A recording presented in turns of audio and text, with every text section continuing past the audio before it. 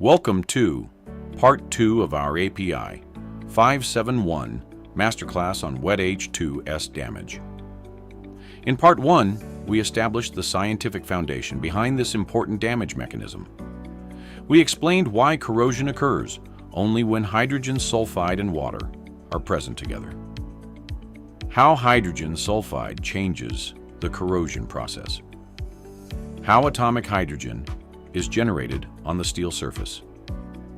And finally, how those hydrogen atoms enter the steel instead of combining to form harmless hydrogen gas. If you haven't watched Part 1 yet, I highly recommend starting there. You'll find the link above and in the video description. In this lesson, we'll continue that hydrogen journey. We'll examine how the same hydrogen can produce four completely different forms of damage. Hydrogen blistering, hydrogen-induced cracking, stress-oriented hydrogen-induced cracking, and sulfide stress cracking. If your goal is to pass the API 571 certification examination, strengthen your understanding of damage mechanisms, or become a better inspection and integrity engineer, please subscribe and follow this masterclass. We are working systematically through the API 571 damage mechanisms, one section at a time, explaining not only what the standard says, but why the damage occurs, how to recognize it in service, and the concepts that frequently appear in certification examinations. Although they all begin with hydrogen entering the steel, each mechanism develops differently, produces a different damage morphology, presents a different integrity threat, and requires the inspection engineer to think differently. Before we begin, remember one important principle. All four damage mechanisms start exactly the same way. Hydrogen enters the steel. From that point onward, the damage pathway is determined by the interaction between hydrogen, the steel's microstructure, and the stresses acting on the component. With that foundation established, let's begin with the first damage mechanism. Hydrogen blistering is the simplest and often the earliest visible form of wet H2S damage. It occurs when hydrogen accumulates beneath the steel surface, creating internal pressure that causes the metal to bulge outward. Unlike general corrosion, which removes metal from the surface, hydrogen blistering develops from within the material. This means significant damage may already exist before any external indication becomes visible. How does it form? As hydrogen atoms diffuse through the steel, some become trapped at microscopic discontinuities. These discontinuities include inclusions, laminations, segregation bands, and tiny manufacturing voids. Inside these trapping sites, atomic hydrogen combines to form molecular hydrogen. Unlike atomic hydrogen, molecular hydrogen cannot diffuse through the steel lattice. As more hydrogen arrives, pressure continues building inside these microscopic cavities. Eventually, the pressure exceeds the local strength of the surrounding steel. The steel plastically deforms, and a blister begins to form. One important API 571 examination point is that hydrogen blistering is driven by internal hydrogen pressure. It does not require externally applied tensile stress. What does it look like? Hydrogen blisters typically appear as smooth, rounded swellings on the steel surface. Unlike corrosion pits, they are not areas where metal has been removed. Instead, they indicate that pressure has developed beneath the surface. Some blisters remain isolated. Others continue growing until neighboring blisters link together, producing internal separations that weaken the steel. Although the external surface may still appear relatively sound, the structural integrity of the material has already begun to deteriorate. How can an inspection engineer recognize it? Large blisters may be detected during routine visual inspection. However, visible blistering often represents only part of the damage. Significant internal hydrogen cavities may already exist before any surface deformation becomes apparent. For this reason, ultrasonic examination plays an important role in identifying internal blister cavities and areas of separation. Inspection findings should always be interpreted together with the equipment material, operating conditions, and known exposure to wet H2S service.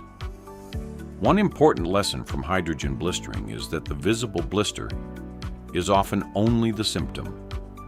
The real damage is occurring beneath the surface, where hydrogen continues to accumulate. If hydrogen charging continues, the steel may no longer respond by simply deforming. Instead, internal cracks begin to form. This marks the transition from hydrogen blistering to hydrogen-induced cracking. Hydrogen-induced cracking, commonly known as HIC, represents the progression from surface deformation to internal fracture.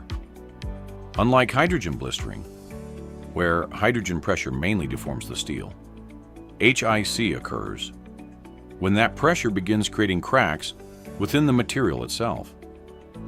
The damage often develops beneath the surface and may remain completely invisible during routine visual inspection. How does it form? The damage begins in much the same way as hydrogen blistering. Hydrogen enters the steel, becomes trapped at internal discontinuities, and recombines into molecular hydrogen. As pressure continues increasing, the surrounding steel can no longer accommodate the internal forces. Instead of producing another blister, small internal cracks begin to develop. As hydrogen charging continues, additional cracks begin forming nearby. Over time, neighboring cracks link together to produce larger internal crack networks. One important API 571 point to remember is that HIC does not require externally applied tensile stress. The driving force is the pressure created by hydrogen trapped inside the steel. What does it look like? HIC usually appears as a series of internal cracks arranged approximately parallel to the steel surface. As neighboring cracks connect, they produce the characteristic stepwise cracking pattern associated with hydrogen-induced cracking. Unlike a single manufacturing defect, HIC consists of multiple interconnected cracks distributed within the plate thickness. Where is it most likely to occur, and how is it identified?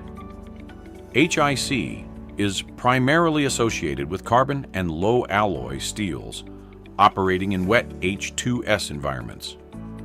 Materials with numerous inclusions or poor steel cleanliness are generally more susceptible, while modern HIC-resistant steels reduce this risk through improved steelmaking practices. Because HIC develops internally, ultrasonic testing is one of the primary inspection techniques used to identify these crack networks, with advanced methods such as phased array UT providing improved characterization of crack size and orientation. Hydrogen-induced cracking represents a significant increase in severity compared with hydrogen blistering. The steel is no longer simply deforming. It is cracking internally. But what happens when these hydrogen-induced cracks develop in a component that is also subjected to significant tensile stress? The cracking pattern begins to change. This progression leads us to our third damage mechanism, stress-oriented hydrogen-induced cracking, or SOHIC. Stress-oriented hydrogen-induced cracking, commonly known as SOHIC, is HIC influenced and intensified by tensile stress. Unlike conventional HIC, where hydrogen-induced cracks remain largely parallel to the steel surface, SOHIC develops when tensile stress causes those cracks to align, link together, and propagate through the material. Because hydrogen and stress act together, SOHIC represents a more severe integrity threat than HIC alone. How does it form? The damage usually begins exactly like HIC. Hydrogen enters the steel, becomes trapped, and produces small internal cracks. However, when significant tensile stress is present, those cracks no longer remain randomly distributed. Instead, stress encourages neighboring cracks to align and link together, allowing the damage to propagate through the wall thickness. One important API 571 point to remember is that SOHIC requires the combined effects of hydrogen damage and tensile stress. What does it look like? SOHIC is characterized by multiple hydrogen-induced cracks connected by short cracks that extend in the direction of the applied stress. This produces the characteristic ladder-like or stacked crack pattern described in AP I571. As these cracks become interconnected, the likelihood of through-wall cracking and loss of containment increases. Where is it most likely to occur? SOHIC is most commonly associated with carbon steel, operating in Wet H₂S service, where significant tensile stresses are present. Residual welding stresses are particularly important because they remain in the component long after fabrication has been completed. As a result, SOHIC is frequently associated with weld heat-affected zones, nozzle connections, branch connections, and other highly restrained regions. How can an inspection engineer recognize it? Because SOHIC develops internally, early damage is rarely visible during external visual inspection. Ultrasonic examination is one of the primary inspection methods used to detect these internal crack networks, while phased array ultrasonic testing provides improved characterization of crack orientation and extent. Inspection should focus on susceptible materials operating in wet H2S environments, particularly around welded and highly stressed locations. One simple way to remember SOHIC is this. Hydrogen creates the cracks. Tensile stress organizes them. Together, they produce one of the most severe forms of Wet H₂S damage. However, our final damage mechanism follows a different path. Instead of hydrogen pressure damaging the steel, hydrogen changes the mechanical behavior of the material itself. This brings us to Sulfide Stress Cracking, or SSC. Unlike the previous three mechanisms, Sulfide Stress Cracking, commonly known as SSC, is a hydrogen embrittlement mechanism rather than a hydrogen pressure mechanism. Hydrogen still enters the steel, but instead of building enough pressure to form blisters or internal crack networks, it reduces the ductility of susceptible steels. The steel becomes brittle and can crack suddenly when tensile stress is applied. What is sulfide stress cracking? Sulfide stress cracking is a form of hydrogen embrittlement that affects susceptible hard steels exposed to wet hydrogen sulfide environments while under tensile stress. One of the easiest ways to remember SSC is that it requires three conditions to exist at the same time: a susceptible material, a wet H2S environment, and tensile stress. Remove any one of these conditions, and sulfide stress cracking cannot occur. How does it form? Hydrogen enters the steel exactly as we discussed in Part 1. Instead of creating high internal gas pressure, hydrogen diffuses into the steel microstructure and reduces its ability to deform plastically before fracture.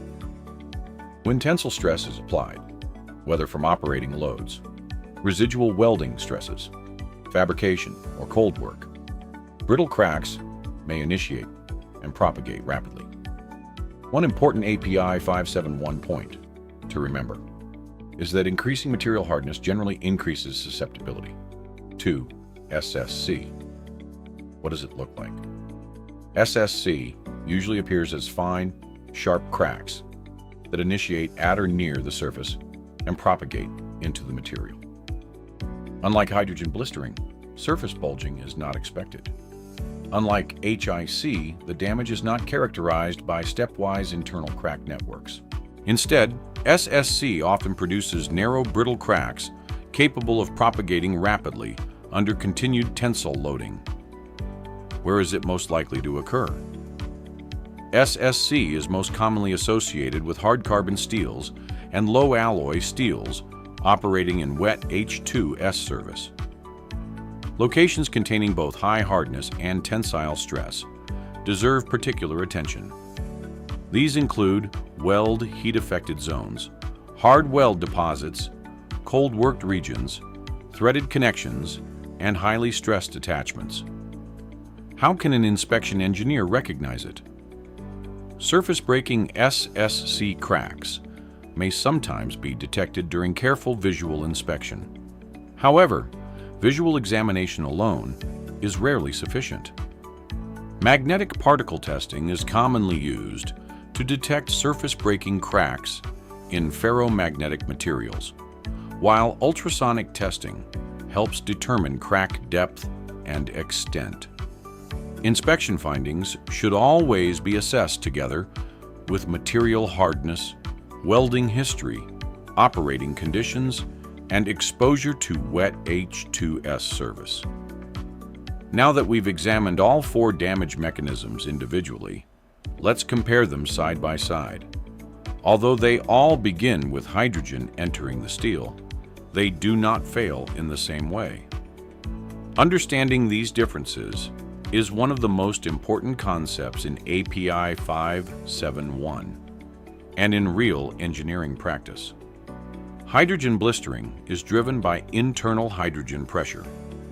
Hydrogen accumulates beneath the surface until the steel bulges outward, forming a blister.